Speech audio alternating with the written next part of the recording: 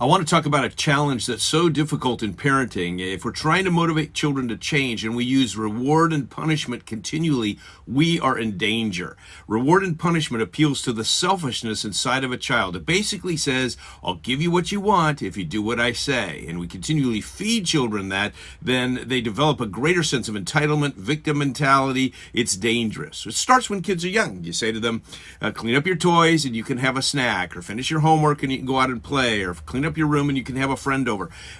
A steady diet of that is dangerous. I'm not saying it's wrong. It's just if that's the only way we're working with children, we are in trouble because those children grow in selfishness. Now it works. I mean, that's why it's used in so many different places, because you can get kids to do something if you appeal to their selfishness. We don't want selfishness to grow because it's dangerous. There's a whole nother way to parenting that we call a heart-based approach. And we're looking at the Bible to find out what is the heart. What does it look like? Everybody wants to reach the heart of their child, but what does it look like in practical terms? For example, the Bible says, delight yourself in the Lord and he'll give you the desires of your heart. Boom, there's one, desires. Another thing in the heart is emotions. Love the Lord your God with all your heart.